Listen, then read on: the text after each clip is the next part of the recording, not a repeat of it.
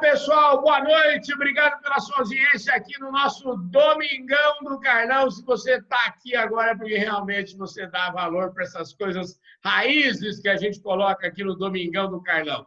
E olha, o Domingão de hoje está especialíssimo, porque eu sempre falo que nós falamos na prateleira de cima do agronegócio, e aqui no Domingão não é diferente. Aqui o rapaz que está aqui comigo é uma prateleira, é uma fortaleza do agronegócio. Estou falando do meu amigo Chiquinho Maturro, presidente do AgriShow, entre outras coisas. Nós vamos saber tudo da vida do Chiquinho hoje. Eu falei para ele, Chiquinho, ó, peito aberto. Chiquinho, você está bom, querido? Obrigado. Tudo bem, Carlão? Estou ótimo. E você, como está? Tudo em ordem. Chiquinho, obrigado pela sua presença aqui, mais uma conversa contigo. Outro dia eu fiz uma pesquisa no Google e coloquei lá Chiquinho Maturro.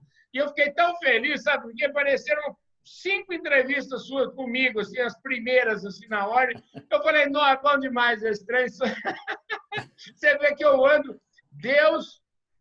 Deus me deu a maior felicidade que eu tenho é o seguinte, Deus falou assim, esse menino que nasceu ali em Porangaba, lá no bairro dos Mirandas, ele vai ter um povo no meio do caminho dele, que Deus, olha, foi Deus que colocou a turma.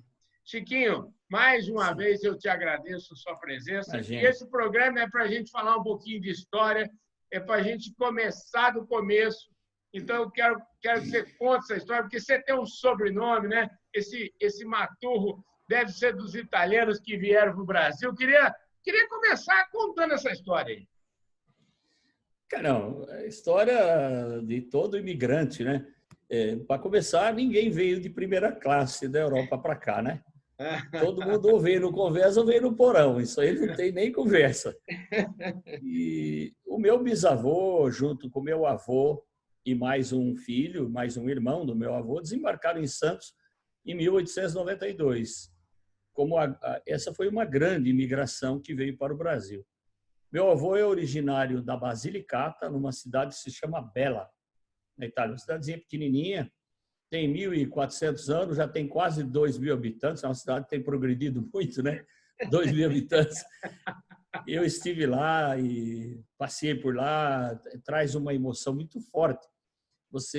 Parece que a gente quer buscar um pouco as origens, né? É verdade. Meu avô acabou se casando em Araraquara, em 1902, porque Matão, à época, era distrito de Araraquara. Então, o cartório era lá. E a diocese em São Carlos, a qual nós pertencemos até hoje. Eu moro em Matão, minha casa é aqui. Moro também em São Paulo, mas o meu mundo é Matão. E eles vieram todos aqui para lavouras de café. Como é que chamava o seu bisavô? Como é que era o nome dele? Meu bisavô era Antônio. Uhum. Meu avô, Donato. Uhum. Meu pai, Antônio. O que não é Donato, ou é Antônio, ou é Francisco, porque eu trago o Francisco do meu avô materno, que igualmente italiano.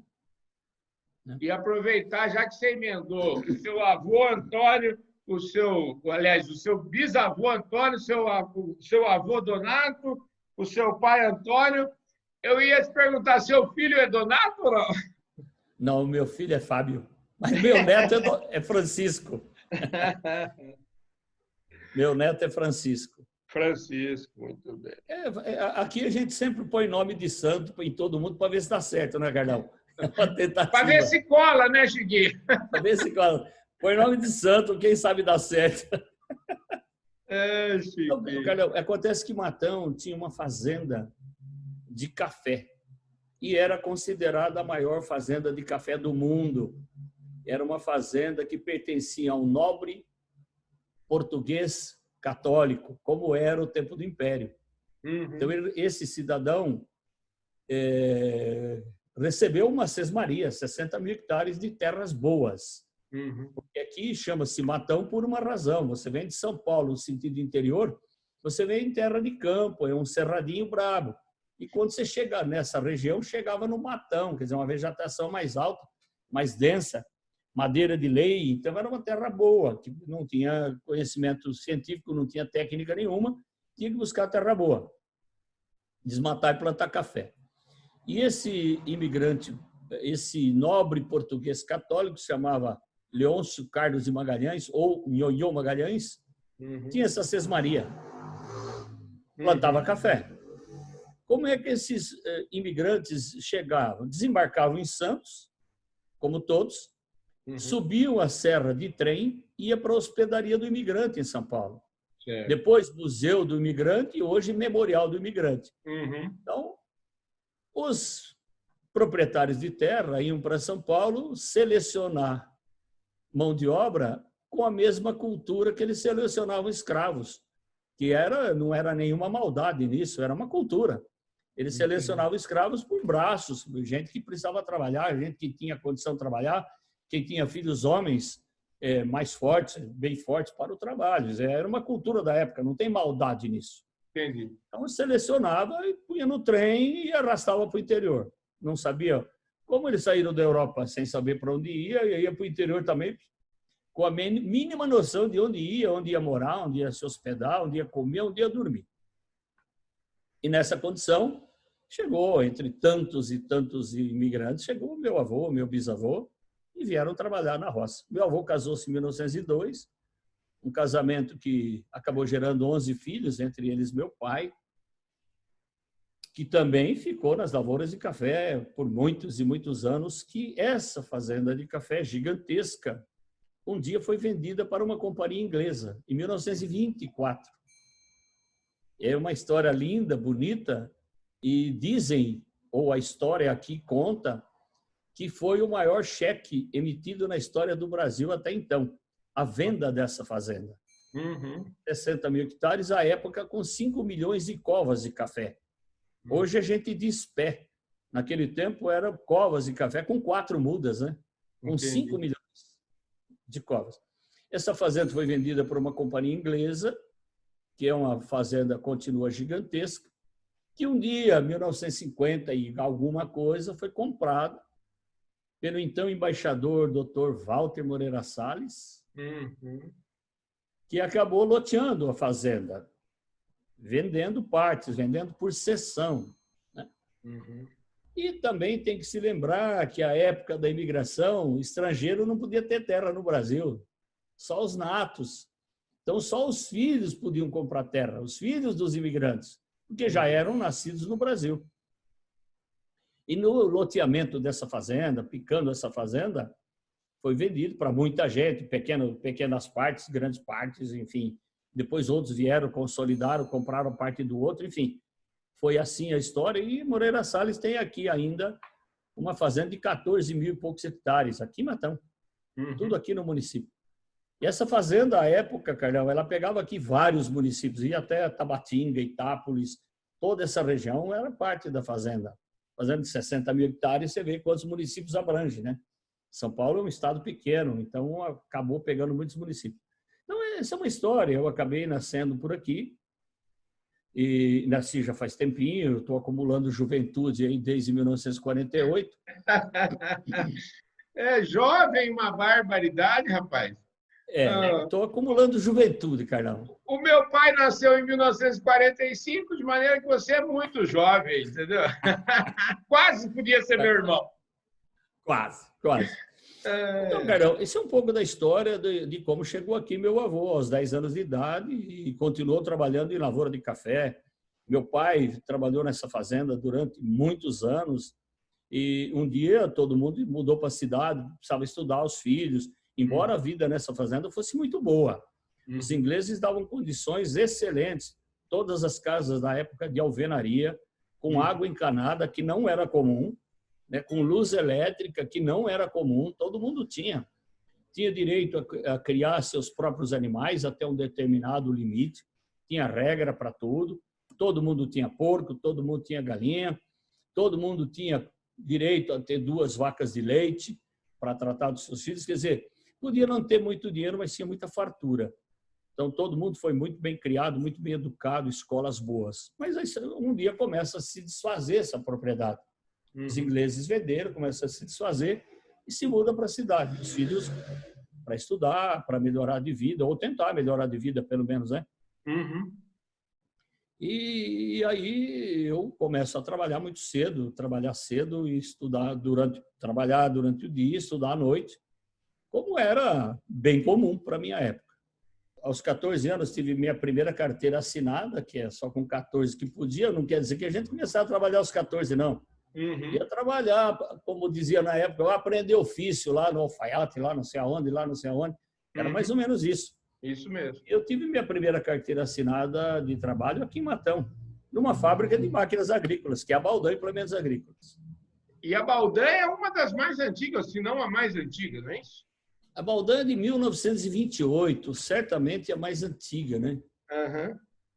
Certamente é mais antiga. Aí, aos 18 anos, eu saí dessa empresa e fui embora para São Paulo. Fui arrumar trabalho, fui continuar minha vida e o meu negócio era venda, gosto de venda, fiz isso a vida inteira, então até hoje é a menor chance de eu mudar de ramo e se tivesse que mudar, não mudaria, ficaria nela. Fui para São Paulo, arrumei trabalho numa multinacional, à época de material de escritório, fui vender e depois apareceu uma proposta espetacular para mim, muito espetacular, era para ir trabalhar numa empresa para ganhar metade do que eu ganhava.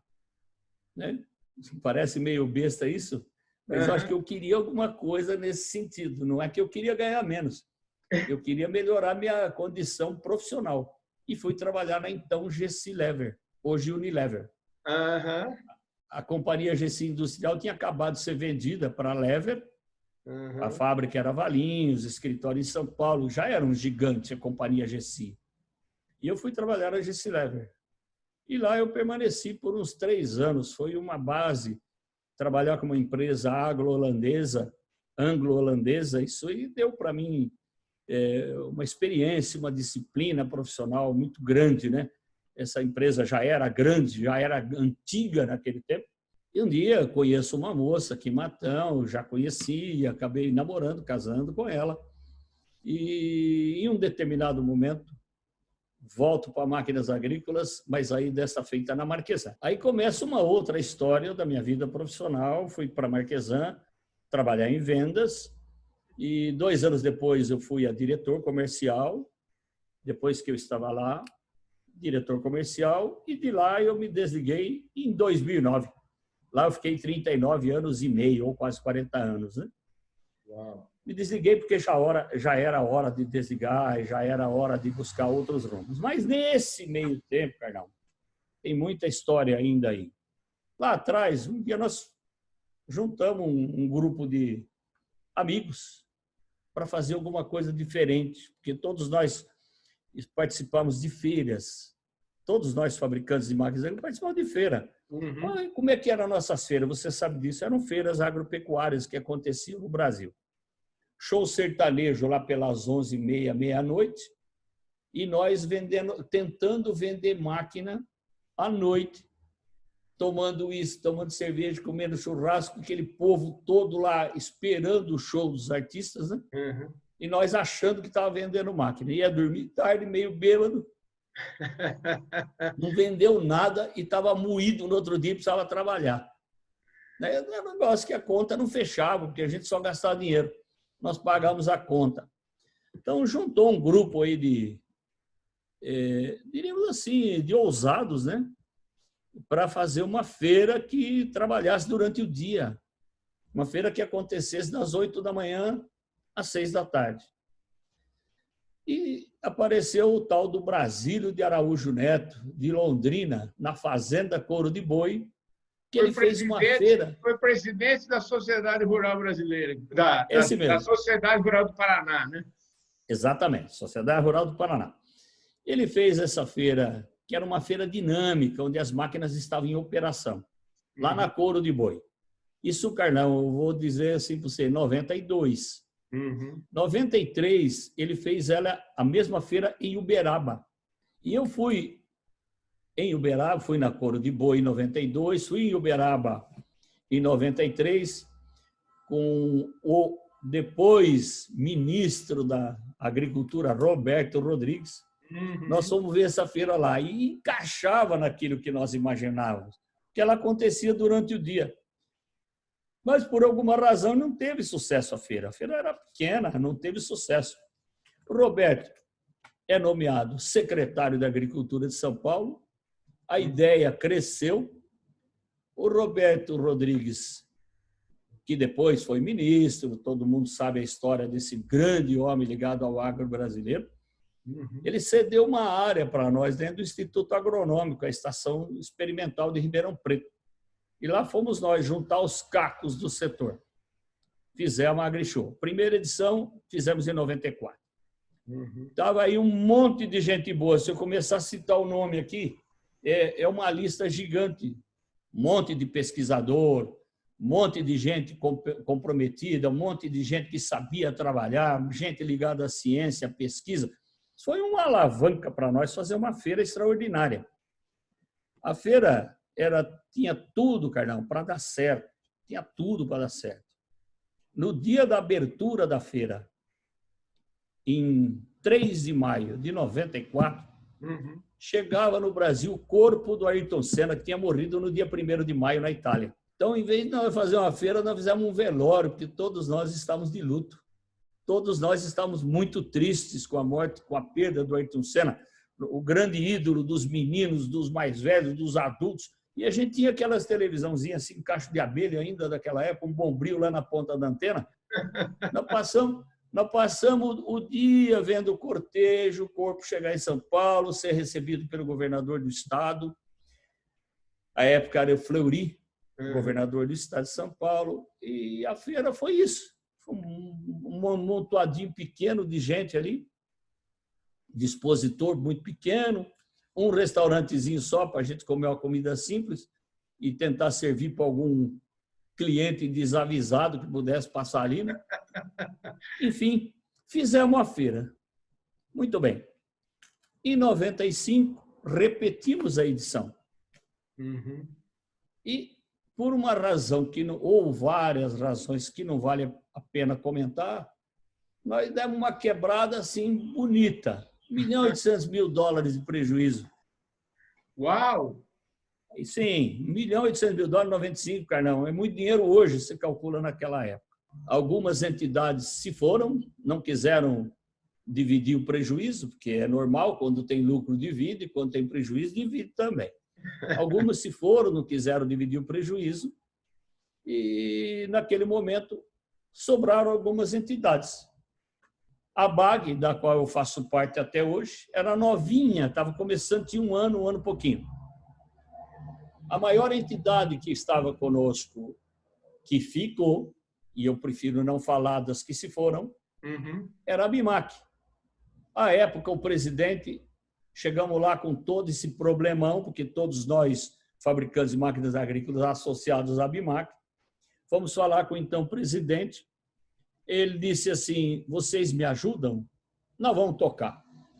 Quer dizer, era um respaldo grande, uma costa larga, porque o conceito era bom, nós não podíamos deixar esse conceito morrer. O conceito era fantástico. Começava às 8 da manhã, termina às 18 horas, fechou, horário comercial, todo mundo trabalha, se quiser fazer festa, pode fazer, fora do recinto da feira, não se vende bebida alcoólica na feira. Então, o conceito era bom. O resumo é que sobrou a ABIMAQ, na época, a ABAG, que era muito pequenininha, a ANDA, que é de adubos, e a Sociedade Rural Brasileira. Ficaram 4 entidades sócias da AgriShow. Então, esse foi a história da AgriShow. Em 96, refizemos a edição, 97, e aí fomos. Inclusive, criamos filhotes importantes, fizemos a AgriShow Comigo em Rio Verde, que depois, por uma decisão de uma nova diretoria, se abriu mão, hoje a feira se realiza com a Comigo. Fizemos uma feira em Rondonópolis, junto com o Blairo Maggi, com o Rogério Salles, com todo aquele pessoal do Mato Grosso. E não era esse Mato Grosso que é hoje, o Mato Grosso era mais a região de Rondonópolis ainda, lá para cima estava se abrindo. Depois fizemos uma feira na Bahia, lá em Luiz Eduardo Magalhães, que também abriu mão e a AgriShow ficou só Ribeirão Preto e as outras seguiram o seu caminho de forma independente. Se foi certa a decisão ou não, não me vale comentar, porque eu não tinha o poder de decisão. De decidir ficar ou não ficar, foi uma decisão a gente acolhe e vamos tocar a vida para frente. Certo. E aí a vida segue e a AgriShow está aí com essa exuberância que todo mundo conhece, é uma feira de renome internacional e seria um pouco arrogante da minha parte dizer que é a maior do mundo, mas é sim, a maior do mundo. Nós temos 620 mil metros quadrados de área, uma feira espetacular, com toda a infraestrutura, com banheiro, com ruas asfaltadas, com condições adequadas para se trabalhar. Então, o AgriShow é um sucesso. Nós juntamos forças para poder pagar essa conta, porque tinham contas urgentes. Tinha conta urgente, que não podia esperar, era gente que tinha trabalhado, gente que tinha lá, fez buraco, plantou uma cerca, tampou um buraco de cerca. Essa gente precisava trabalhar cedo e não receber de tarde. Então, nós puxamos dinheiro do bolso. Entendi. Juntamos um grupo de pessoas, puxamos dinheiro do bolso. A entidade, a ABIMAC, entrou com auditoria, entrou com os advogados, entrou com o departamento jurídico para auditar todas essas contas, validar as contas. A conta que teve que ser paga foi paga. Aquilo que resistiu à auditoria, ao departamento jurídico da ABIMAC, todo mundo recebeu o dinheiro. Se alguém tomou prejuízo ou acha que tomou prejuízo, porque não resistiu a uma auditoria. Nós pusemos dinheiro no bolso e ninguém perdeu. Todos nós fomos ressarcidos no tempo certo. Uma coisa feita, muito bem feita, com bons propósitos. O grande diferencial da AgriShow, que ela surgiu, porque ela deixou de ser uma feira estática, com as maquininhas limpinhas, bonitinhas, pneu pintadinho, arrumadinho de preto, para ser uma feira dinâmica.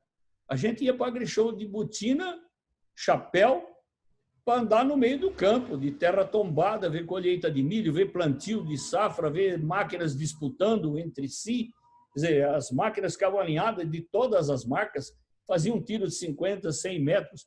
Quer dizer, é um negócio que hoje não tem mais muito sentido fazer dessa forma, mas a AgriShow continua muito forte na parte dinâmica.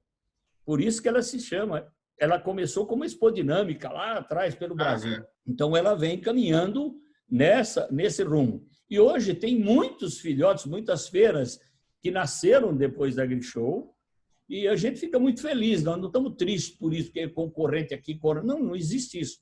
A AgriShow gerou muitos filhotes que seguiram o mesmo conceito, porque toda coisa boa do mundo é copiada, e não tem nenhum problema nisso. E é bom copia e são capazes de fazer melhor do que a gente faz. Né? E aí a gente tem que correr atrás, abençoada competição. A competição gera isso. Hoje tem inúmeras feiras pelo Brasil, eu transito por todas elas, todas nasceram com o conceito já de AgriShow. Nós temos feira pelo Brasil, todos pegam Mato Grossão, Mato Grosso do Sul, pega Paraná, Rio Grande do Sul, todo mundo está na linha de AgriShow. Feira que acontece durante o dia, feira de trabalho, tem tudo que você precisa ali, trabalho, tem imprensa, está tudo ali. Restaurante, comida simples, mas a gente toca a vida. Não é lugar de festa. Então, esse conceito é que nós tínhamos que preservar, ainda que nos custasse muito dinheiro, como custou. Isso foi um pouco da história da AgriShow, que ela tinha tudo para dar certo e também começou dando tudo errado, mas a gente persistiu porque o conceito era bom, a causa era boa e as pessoas honestas e de bons propósitos. Então, a feira está aí, forte, vigorosa, recebe visita, você sabe do que eu estou falando, de presidente da República, recebemos delegações de 70 e tantos países todo ano. Lamentavelmente, em 2020, eu presidi uma feira que não existiu. Pois é, Chiquinho, isso é uma coisa que a gente efetivamente ia ter que falar disso, porque é interessante como você pegou momentos, você participou de vários momentos, né? Você participou desse começo, você está colocando aí a morte do Ayrton Senna, aquilo que foi um velório, ou seja, um desastre, você participou do renascimento, você participou do sucesso, e, de repente, você é o presidente de uma feira num mundo que, vamos dizer assim, o mundo parou, né? E eu queria saber, qual é a sua sensação? É uma missão? Você deve olhar lá para cima, quando você conversa com o homem lá em cima, você fala, escuta, você já chegou a achar ruim com Deus lá e falar assim, olha, você está me dando cada abacaxi, como é que você encara isso? Ô, Carlos, é o seguinte, eu devo confessar para você que cancelar essa feira foi um motivo de muita tristeza para todo mundo. Para mim, sem dúvida nenhuma, um pouco mais. Mas eu falo para você, deu muito mais trabalho não fazer do que fazer a feira. Porque o que acontece? Nós estamos no início da pandemia. A feira marcada para abrir dia 28 de abril. 30 dias antes, 40 dias antes, nós tivemos que adiar a feira, porque tinha uma pandemia, tinha um decreto do município de Ribeirão Preto, um decreto do governo do estado, que nós não podíamos fazer aglomeração. Bom, você sabe que uma feira daquele porte, com tudo aquilo que tem lá, 800 expositores, toda a mobilização feita, toda a logística contratada, a feira estava sendo montada, as flores já estavam começando a aparecer, a feira é linda, a feira é maravilhosa. E você ter que desmobilizar isso, inicialmente prorrogamos para 30 dias, achando que o pico, o tal do pico, que às vezes não sabe nem onde ele está, hoje já estamos em meio de agosto, não sabemos onde está o pico. O pessoal disse que o pico seria no mês de abril, depois para maio, junho, julho, já estamos em agosto caminhando para setembro, ninguém sabe onde está o pico. Tomara a Deus que a gente esteja já numa curva descendente. Então, prorrogamos a feira, depois marcamos uma data da feira para realizar em agosto e nós continuamos sob um decreto que nos proíbe de fazer qualquer coisa. E ainda que fizesse, corrimos o risco de não ter público. E fazer uma feira daquele tamanho, onde dá aglomeração, nós recebemos 30, 40 mil pessoas por dia de visitantes. Tem mais 10 mil pessoas lá trabalhando, em restaurante, nos estandes, para lá, para cá, o staff de todo mundo. Então, uma feira de 50 mil pessoas por dia. Para seguir regra de farmácia com esse tanto de gente, nós não íamos dar conta. Então, de qualquer forma, não estamos autorizados, o mundo parou. E tudo isso dá muito trabalho e você sabe que não consegue contentar todo mundo. Mas nós fazemos parte de um grupo muito unido. Esse setor de máquina agrícola é muito unido e um ajuda o outro sem nenhuma arrogância. Todos nós estamos fechados para fazer em 2021, se Deus quiser, uma feira exuberante, uma feira maravilhosa. Eu espero em Deus que a gente possa realizar uma feira, que a gente já esteja livre dessa desgraça que se abateu sobre o mundo. E espero também que a gente possa ter vacina, para a gente voltar a ter aquela beleza do convívio com os amigos, do convívio com as pessoas que a gente quer ter convívio, os agricultores que vêm para uma feira e trazem riquezas para nós de conhecimento, do uso do equipamento, coloca-se engenheiros, desenvolvimento de produto, todo mundo junto, conversando. O maior dividendo que as fábricas levam para casa, Carol, é essa troca de informações com o produtor, com o usuário do produto. Tem gente que me pergunta toda vez quanto vendeu. Isso é importante, lógico que é. Mas o dividendo maior que nós levamos da feira é esse contato direto com o usuário do produto. Dali nascem verdadeiras maravilhas para o ano seguinte, aquilo que facilita a vida do produtor lá no meio da roça, solão, instalando mamona às 2h da tarde e ele com problema na máquina que não funciona. Não pode mais existir isso. Isso tem minimizado com esse contato. Ô, Chiquinho, deixa eu te falar. Eu estive conversando com o Paulo Herman aqui, aproveitando para a gente... o Paulo falou o seguinte, ele costuma sempre dizer isso, que hoje tem mais tecnologia embarcada dentro dos equipamentos, dentro das máquinas agrícolas, do que tinha a Apollo 11, que foi para a Lua, em 69, né?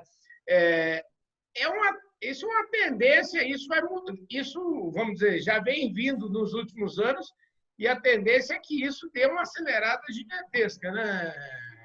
O Paulo é um amigo queridíssimo, é um brasileiro que preside uma multinacional poderosíssima, né?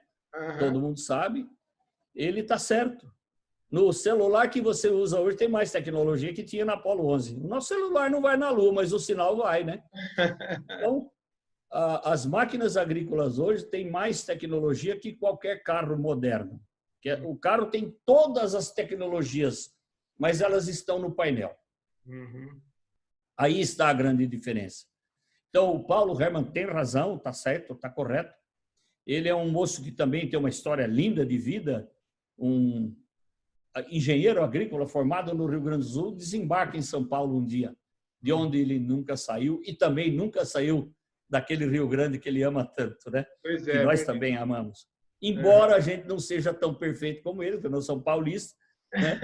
Mas Então, o Paulo tem uma vida linda, uma carreira linda que ele construiu. Meu amigo de longa data. A máquina agrícola, a gente precisa falar dessas altas tecnologias e não pode esquecer as pequenas propriedades. Pois é. Não pode. Ela está disponível para o pequeno produtor, para a pequena propriedade. É a mesma tecnologia. E a tecnologia hoje não custa caro. A tecnologia que está numa plantadeira de 61 linhas, um trator de 500 HP para puxar, ela está disponível naquela de 11 linhas. É a mesma. Nenhum fabricante vai fazer uma linha mais sofisticada, menos sofisticada. Todo mundo tem acesso à tecnologia. O que é que nos bloqueia hoje? Conectividade. Aquilo que é a atribuição das nossas operadoras de telefonia fazer, que muitas vezes você no centro urbano tem problema de conexão. Dentro de São Paulo você tem problema de conexão. Imagine você num campo, uma fazenda distante da outra, quilômetros e quilômetros, fazendas grandes, problema de conexão. Isso é quem tem direito são as agências reguladoras de cair com a faca na garganta desse povo para poder dar conectividade a quem necessita. Isso é fator de produção. Carlão, importante dizer que todo esse avanço que o agro teve no Brasil, tá a pesquisa, tá a ciência, tá o desenvolvimento, tá a ousadia, o peito desse agricultor que também foi para o Centro-Oeste, foi para tanto lugar sem saber para onde estava indo, não tinha nem condição de voltar, ele tinha duas opções, ou dá certo ou dá certo. Ele não tinha outra opção. Mas tem que lembrar que aí tem máquinas agrícolas que se desenvolveram muito para facilitar a vida do produtor no campo. As máquinas agrícolas têm uma parte tão importante aí que qualquer percentual que eu colocar pode ser pouco, pode ser muito, pode ser arrogância ou pode ser humildade demais. Mas as máquinas se evoluíram muito. Nós saímos de máquinas manuais, tração animal, a mecanização simples com tratores pequenos. O que é que nós temos hoje? As máquinas agrícolas hoje, os pulverizadores, colhedoras, tratores, os implementos que vão atrás, você pode trabalhar de paletó e gravata dentro de uma máquina dessa. Não precisa mais andar de botina. Ar-condicionado, pressão positiva. É um conforto? É um conforto. E o agricultor precisa estar descansado. Ele precisa estar bem. Chegar em casa à noite, pelo menos descansar e estar consciente de que a operação foi feita, bem feita, com conforto.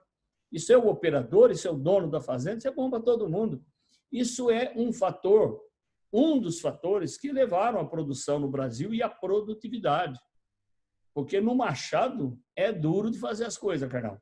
Não, a mão e faz calo, né? Escuta, sem ferramenta adequada, isso é uma coisa interessante que eu vejo, porque eu falo porque eu nasci na roça, e aí você viaja, vai para os Estados Unidos, você vê como é que é o fazendeiro lá, como é que é o fazendeiro cá, né? Então, você vê que as máquinas trabalham a favor da produtividade e a favor do conforto do homem, né? Uma vez eu assisti uma palestra do professor Antônio Delfim Neto. Ele falou: o homem é um homem. Ele usou um termo assim: o homem é vagabundo. A gente tem que trabalhar com conforto. O homem não nasceu para ficar fazendo força. O homem nasceu para ter conforto. Ele está certo. Não é? As máquinas é que tem que trabalhar. O que nós temos que saber é que nossas máquinas agrícolas estão conectadas. Ainda nós estamos arrastando uma frota mais velha, ainda tem uma parte importante, mas toda a informação que a máquina gera no campo cai numa central de operação de uma fazenda, vira dados, vira tomada de decisão. O agrônomo vai poder trabalhar, vai pegar aqueles mapas, vai estudar onde é que produziu mais. A nossa agricultura hoje é metro quadrado. Como é que faz para você resgatar do seu automóvel os 300 quilômetros que você andou? Você não resgata, não tem essa informação. A máquina agrícola tem tudo. Quanto tempo ela trabalhou com carga, quanto tempo ela trabalhou sem carga, quanto tempo ela trabalhou no motor em marcha lenta. Ela tem toda a informação para a boa tomada de decisão, para a melhor utilização desse equipamento que custou caro. É um investimento que ele fez que tem que se traduzir em produção. Então, a máquina tem um papel fundamental. Hoje, nós conseguimos controlar semente por semente numa plantadeira. Semente custa caro e um plantio mal feito custa mais caro ainda. Uhum. Uma colhedora custa caro, mas ela não tem mais desperdício. O desperdício hoje é próximo de zero. Então, muito próximo de zero. Máquina que se autorregula, regula a ventilação, porque de manhã você tem uma umidade na palha, às 9 horas tem outra, meio-dia tem outra, 2 horas da tarde tem outra, e o operador tinha que descer, regular, calcular. Hoje a máquina faz isso para ele, é um conforto. Quando eu saí da última feira que nós fizemos presencial, nós estivemos juntos lá, inclusive, lá na feira de Direto Cotrijal, na Expo Direto Cotrijal, e na sexta-feira eu saí de lá e fui para uma fazenda, e fui ver a colheita de soja numa fazenda ali no norte, noroeste do estado, ali perto, na região ali das Missões e tal. E passamos um final de semana lá e eu fiz um programa lá e eu participei da colheita, da abertura da colheita da safra lá, sabe?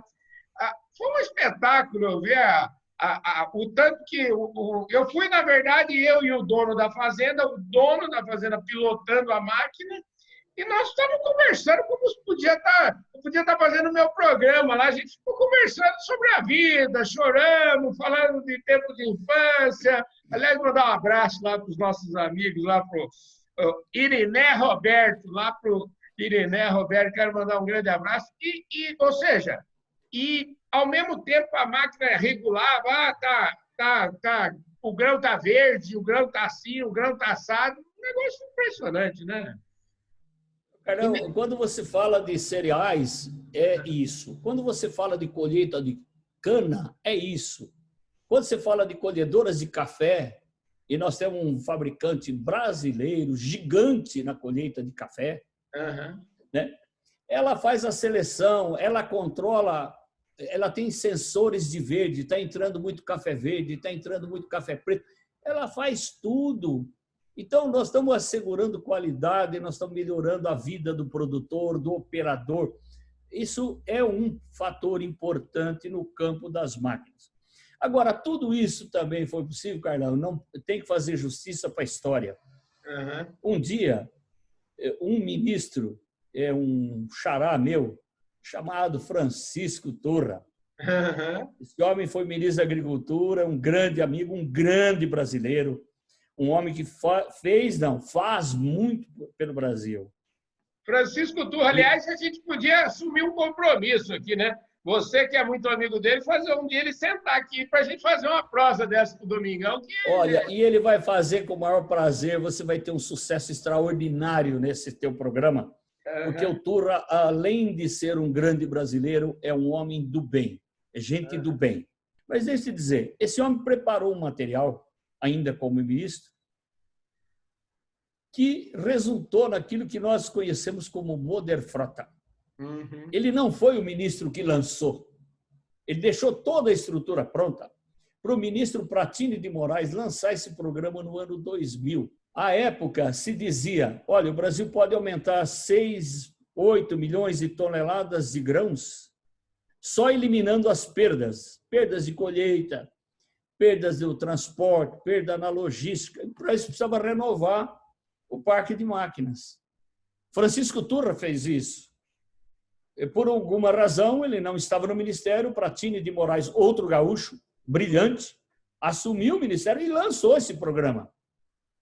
Foi como se fosse uma corrida de bastão, né? O Turra passou por aí, ele continuou, porque não é comum nesse Brasil você assumir e achar que o outro fez certo. É muito comum achar que o outro fez tudo errado e joga fora. É um programa extraordinário, tão extraordinário que vive até hoje. Passou por todos os ministros de lá para cá, do ano 2000 para cá. Ministra Tereza Cristina encantada com esse programa. Esse programa continua ativo no Plano Safra. Foi lançado, foi estruturado pelo Francisco Turra, ministro da Agricultura da época, lançado pelo Pratini de Moraes no ano 2000. E o programa está vivo até hoje, sinal que ele é bom, ele já dura 20 anos. Então, ele é muito bom, modernizou a frota, deu condições para os agricultores comprar, deu ao agricultor para condição de pagar, e ao fabricante de ter previsibilidade para produzir, para investir, fazer uma máquina dotada de mais tecnologia. É verdade que no início havia subsídio. Subsídio largamente compensado pelo aumento de produção, ganho de produtividade. Hoje, não tem subsídio, mas a linha está ali firme e forte como um balizador de mercado. Então, essa linha continua firme. Ministra Tereza Cristina, que merece todas as honras, todas as homenagens do setor agro, não.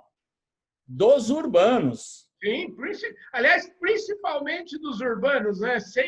Principalmente dos urbanos, que faz mais de 85% da nossa população. A ministra Tereza Cristina, que tem a sua origem no agro, é agrônoma, é proprietária rural, tem a sua vida no parlamento, uma vida limpa, uma carreira muito bonita. Ela, junto com outros órgãos do governo, garantiram o abastecimento no início da pandemia. Nós não sabíamos o que aconteceu. O cara consome um saquinho de arroz de 5 quilos por mês, comprou 10. O risco de desabastecimento era muito grande. E o que aconteceu? O posto de mola da estrada fechou, posto de combustível fechou, o motorista não tinha onde comer. Eu não sei, foi um trabalho gigante, liderado pela ministra Tereza Cristina, certamente com outros órgãos do governo, com o ministro de Infraestrutura, com todos, mas puseram todos os prefeitos para entender que isso era necessário. Era necessário, tão necessário, que aquele que comprou 10 pacotes de arroz está comendo aquele arroz velho ainda. Né? Não faltou nada em prateleira de supermercado. Nada. Esse é o reconhecimento que, inclusive, o pessoal da área urbana tem que ter com a ministra Tereza Cristina e toda a equipe do Ministério, porque é uma equipe que trabalhou duramente, trabalha duramente. O Brasil tem a sorte de ter tido grandes ministros da agricultura e o governo ouve esses ministros. Não é porque tem peso, porque tem arrogância, porque tem lógica. Trabalhos deles têm começo, meio e fim. São programas interessantes que o Brasil tem. Pois é. Outro dia eu recebi aqui nesse mesmo programa o o ex-ministro Alisson Polinelli. E nossa! Que aula que eu tive uma aula aqui, um negócio impressionante. E a tarefa do Brasil, a tarefa que o Brasil tem pela frente é uma oportunidade gigantesca para a gente, na verdade, transformar o Brasil e definitivamente fazer do Brasil um país rico. Eu tenho uma tese, viu, Chiquinho, que o Brasil, com certeza, vai ficar muito rico. E essa tese minha é corroborada cada vez que eu vou para o interior do Brasil e vejo que falta estrada, falta aeroporto, falta infraestrutura, falta tudo. Então, na verdade, é o seguinte, nós temos que construir tudo isso e, ao construir tudo isso, a gente vai ficar rico. Carlão, quem olha isso como problema é o negativista. Isso é oportunidade. Gigantesca, gigantesca. É oportunidade, é geração de emprego, é dinheiro na veia, geração de emprego para gente qualificada, menos qualificada ainda.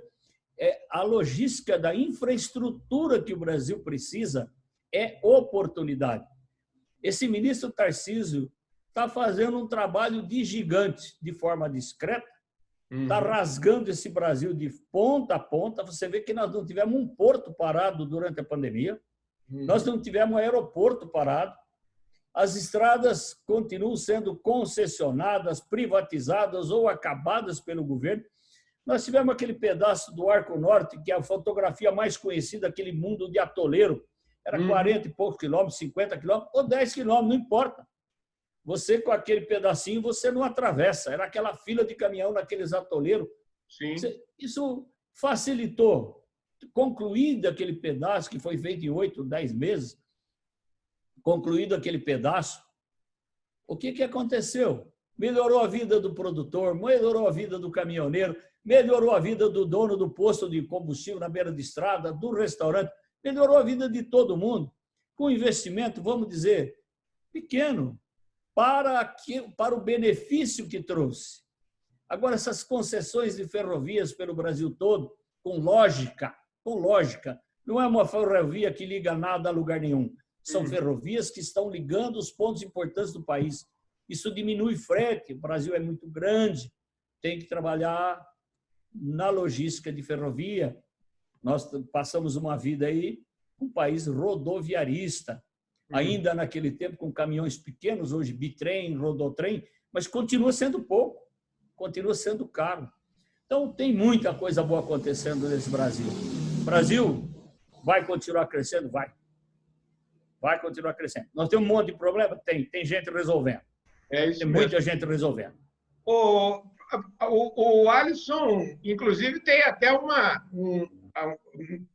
eu falo nós todos, né? A gente tá, eu tô dentro dessa também, ajudando o nome dele para ser o Prêmio Nobel da Paz no ano que vem. Será que você está sabendo desse movimento, né, Julinho? Você está dentro dele ou não? Tô. Eu estou dentro dele com muito orgulho. E todos que estão dentro dele, todos que estão, estão voluntariamente, é necessário que se diga isso. Ninguém ganha nada com isso, muito pelo contrário, a gente gasta para isso. Mas assim, se ele recebeu o Prêmio Nobel da Paz, era um prêmio justo, merecido. Ele fez a maior revolução agrícola sustentável do planeta. Ele fez da história da humanidade. Ninguém fez mais do que ele. Ele deu a grande alavanca para o Brasil. Se ele receber esse Nobel, é o Brasil que estará ganhando. O Brasil cresce no conceito. Se ele não ganhar, se ele não for o nomeado, não há problema. Todos nós estaremos fazendo uma grande homenagem a ele, lançando um livro espetacular, que é a base do processo que vai ao Comitê Norueguês para submeter a apreciação, que não depende de nós. De nós depende a boa vontade e um trabalho sério e estruturado. Lá o Comitê Norueguês pode não entender dessa forma, não tem problema. O Brasil já reconhece esse grande brasileiro, que é o Alisson Paulinelli, e fica disso o livro, que é o extrato desse trabalho que vai para o Comitê do Nobel.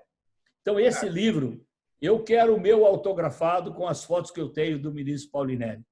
Isso fica para a história dos meus filhos, dos meus netos e que virá depois. É um grande brasileiro. Se ele não ganhar o Nobel lá, nós damos um Nobel para ele aqui. A gente cria um.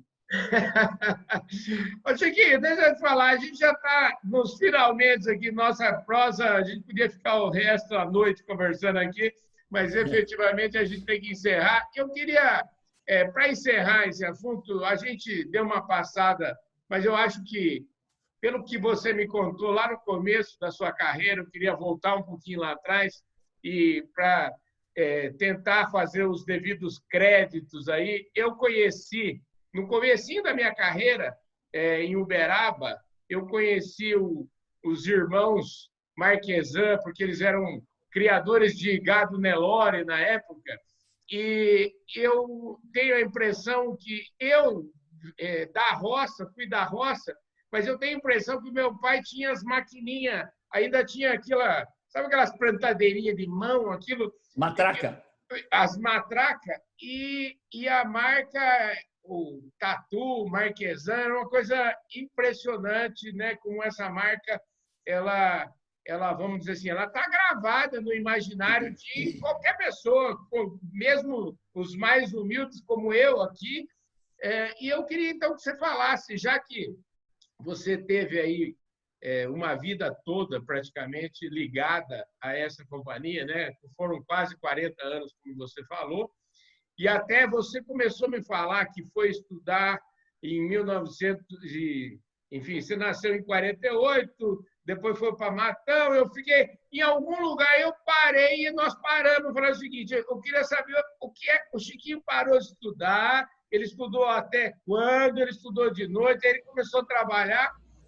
Então, eu queria que você fechasse esse raciocínio e falasse da importância desse sobrenome Marquesan para a agricultura brasileira e falasse da sua experiência e fechasse nosso tema aí com essa, se eu puder, com essa homenagem aos italianos da sua família que vieram ao Brasil e como é que eles se juntaram aí com essa turma toda e fizeram Carão, essa marca. Essa história Claro que ali foram praticamente 40 anos da minha vida, os melhores 40 anos da minha vida. Uhum. Nessa empresa que eu cheguei nela, não era uma empresa tão grande, mas já era uma empresa boa, muito boa. Ela cresceu também como cresceu o Brasil, mas ela talvez tenha aproveitado bem as grandes oportunidades que o Brasil apresentou. Os irmãos Marquesan, Armando e Luiz Marquesan, o seu Luiz faleceu no último dia 19 de julho agora, no dia com do meu 92 anos. Exato, com 92 anos. Era um dos fundadores da Marquesan. O outro é o Armando Marquesan, que está hoje com 97 anos, está muito bem dentro daquilo que é possível com 97. Mas eles, eu trabalhei com eles durante 40 anos, tenho muito orgulho disso. Ali eu fiz a minha vida, ali trabalhando ali nasceram meus filhos, eu criei meus filhos, eu estudei meus filhos moraram fora do Brasil, todos eles, e todos eles estão no Brasil, produzindo pelo Brasil. Nenhum deles está na Marquesan, todos estão fora, tocando a sua própria vida. E eu rendo sempre a minha homenagem a esses dois grandes brasileiros, e a segunda geração deles chegaram, os filhos do senhor Armando, os filhos do senhor Luiz, que continuam na empresa. O senhor Armando tinha um único filho homem, que já faleceu. Lamentavelmente, ele acumula a perda de um filho, que é muito pesado para qualquer um. E ele tem hoje 97 anos. E perdeu o último irmão, que era o senhor Luiz, e sócio dele durante a vida. Eles viveram uma vida inteira juntos. Eram órfãos de pai e mãe, quando começaram um pequeno negócio na cidade de Matão. Então, eles trabalharam a vida inteira. O senhor Armando, até hoje, com toda a dificuldade, com toda a limitação que uma pessoa de 97 anos tem, ele vai à fábrica todos os dias. Ele mora muito próximo da fábrica, vai à fábrica todos os dias, motorista leva, motorista traz. Ele tem aquela lógica de quem fazia as contas no papel de pão. A lógica dele continua a mesma, está ótimo de cabeça, está bem. E o irmão se foi, agora em julho, que é o irmão que trilhou com ele todos os caminhos para construir essa gigantesca fábrica que é a Marquesan, que fabrica os produtos Tatu. Fizeram um trabalho lindo, heróico, trabalhando, viu, Carlão? Trabalhando na bigorna mesmo, trabalhando no braço. Hoje não, são máquinas mais novas, mais modernas, mas na época deve ter sido um trabalho muito duro. Eu peguei parte disso, deles trabalhando muito. Eu tenho assim uma alegria muito grande de ter feito parte dessa história, faço parte da história. A história não se apaga, a história está lá. Eu cheguei naquela empresa em 1970 e deixei em 2009. São 39 anos e meio, né? Então, foi uma vida dedicada ali e eu tenho muito orgulho disso. Isso fez parte da minha vida, faz parte da minha vida. Eu trabalhei bastante, quem me conhece sabe, mas eu nunca me cansei. A gente só se divertiu. A gente sempre fez o que gosta. Tive a oportunidade, uma oportunidade gigantesca de presidir a Câmara de Máquinas Agrícolas. Lembrando que ali na ABIMAQ, essa é a Câmara da ABIMAQ. Essa ABIMAQ tem um estatuto que você pode ser eleito e reeleito uma vez. Eu fui eleito com uma votação histórica e fui reeleito com o dobro dos votos que eu tive na minha eleição. Então, eu acho que eu fiz também um bom trabalho para o meu setor. São todos meus concorrentes. E lembra que eu sempre fui da área comercial. O meu conflito era de peito aberto com todos. Mas pelas causas comuns, a gente sempre foi unido e somos unidos até hoje. Eu não abandono esse grupo do qual eu faço parte há 50 anos, eu não abandono por nada. E nesse grupo vai chegando gente e todos nós nos entendemos. É uma grande glória para mim ter sido diretor dessa grande empresa, grande honra para mim ter sido presidente da Câmara, ser vice-presidente da BAG. Eu recebi um título que dá para ver ali no canto, de cidadão ribeirão-pretano. Eu dedico esse título de cidadão ribeirão-pretano ao presidente da AgriShow. Eu dedico à AgriShow. Eu tenho muita relação em Ribeirão Preto, tenho 2 filhos que moram lá, vivo muito lá, mas esse título é da AgriShow. Esse me foi concedido pela presidência da AgriShow. Também é uma grande honra que fica para a minha vida. Querido, olha, show de bola. Muito obrigado pela sua participação aqui, pela sua disposição. A gente já está conversando aqui há mais de 1 hora e poderíamos ficar conversando o dia todo aqui, porque é muito bom falar com você. Quantos você tem hoje? Um filho, mais 2 filhas? Quantos netos hoje, Chiquinho? Ô, Carlão, a minha vida é muito simples. Eu tenho um filho, 2 filhas, 6 netas, 1 neto, que se chama Francisco, não podia ser diferente, né? Foi uma coisa muito voluntária, né? Eu imagino. Você imagina. E para completar, eu tenho 2 bisnetos, o Luca e o José. Oh, que beleza, que maravilha. Uma neta, a mais velha, casada, com 2 filhos, tem mais 2 netas casadas também, ainda sem filhos, e a vida que segue. E tive aí agora, recentemente, foi no domingo passado, Dia dos Pais, eu pude fazer uma foto rara para muita gente. É uma foto de 5 gerações. Meu sogro, minha mulher, meu filho, a filha dele e os filhos dela. 5 gerações numa foto. É uma coisa muito rara, eu guardo para a vida. Que maravilha! Já vou te dar um serviço já, viu? Você já vai separar umas fotos aí, umas fotos, as fotos que você quiser. Essa faz questão absoluta que a gente precisa mostrar ela aqui no programa. Show de bola! Muitíssimo obrigado, viu, Chiquinho? Obrigado a você, Carlão, que você continue com essa alegria que contagia todo mundo. É fácil falar com você. Você leva o entrevistado. É muito prático isso, é muito bom para a gente que tem poucos conhecimentos, mas levado por você, ele fica grande, fica bonito. A gente dá a impressão que a gente é importante. Tá bom. Chiquinho, super obrigado. Olha, eu falei aqui, ó, é prateleira de cima ou não é, gente? O Chiquinho é prateleiraça de cima. Tenho certeza que, olha, o Chiquinho, na verdade, é o seguinte, você foi recomendadíssimo, né?